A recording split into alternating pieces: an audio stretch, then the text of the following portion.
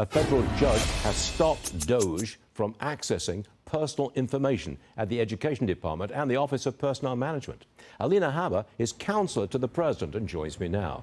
Alina, if Musk is barred from accessing personal information, does that stall his investigation of wasteful spending? Well, obviously, we need access to see who's taking what in order to investigate it. It's really comical to me that we are constantly being hit with these ridiculous lawsuits because we're doing what the government's supposed to do, which is hold people accountable and make sure that we're not wasting American taxpayer dollars. The reality is we'll fight all of these issues in court. We have been winning, as we won yesterday with AP, and we'll continue to do so. Do all these legal questions eventually go to the Supreme Court?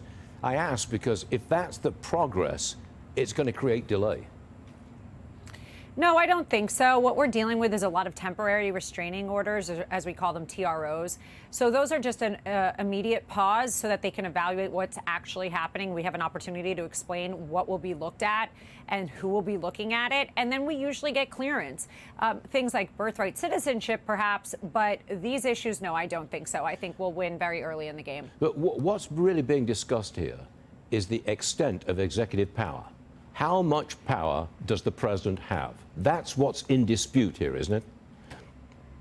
Yeah, and they're masking it actually as Elon Musk doesn't have the power, which is ridiculous. Right. Elon Musk serves as an SGE employee to the President of the United States.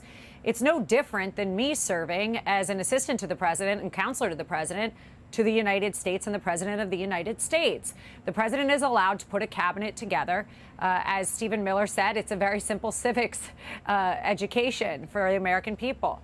That's what presidents do. He has been appointed to do a job. He is doing his job. And the president has the authority to do exactly what he was mandated to do on November 5th for the American people. And if you look at President Trump's approval ratings right now, it's insane. On what Doge is doing, over 80% of Americans love it. They say it's good for America. We are at the highest approval rating right now. President Trump is skyrocketing because they're excited for a new government that's actually going to protect our pockets. Do you have much contact with the president? I mean, I know you're counselor to him. And is it daily calls, hourly calls? Do you actually call him? What happens? I don't need to call because my office is in the West Wing. I walk into the Oval whenever is needed. And yes, I have daily contact with the president. I am counselor to the president. I'm not here to sit on my phone or go home and Zoom. I am here to work, and I work at the pleasure of the president. I have been incredibly busy with him, keeping this up with the rest of the West Wing and the rest of the entire government and the cabinet members. Yeah, and you can't do that without the head himself, and he's here every day working hard. I have, in my time, spent some time in the West Wing.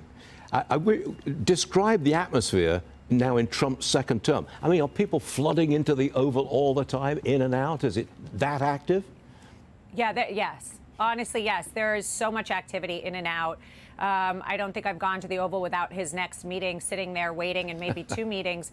Excited to talk to him, excited to update them. The cabinet members are constantly, working hard, making sure that we are all coordinating. What people don't understand is the president doesn't just sit here and say, I want this, I want that. He's collaboratively working with these cabinet members. He's collaboratively working with his counselors, with the White House counsel's office, with Doge. And more importantly, he's answering questions with the press. He often opens his door and allows the press into the Oval Office, as you've seen. And it's amazing to see. They come pummeling in, and he's ready. He's not prepped. He just answers the questions to the American people, something we haven't had for a very long time. That's very true. Does he seem like he's ever running out of energy? Oh, no, hard no.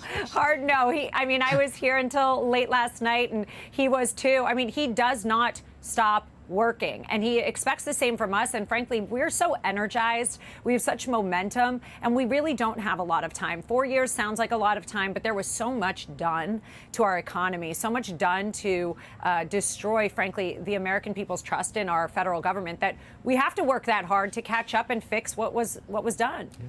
Alina Habba, what a pleasure having you on the show. You described the Oval Office and the West Wing very well. That's really exciting stuff. Thank you very much for joining us. We appreciate it. Thank you. Sure thing.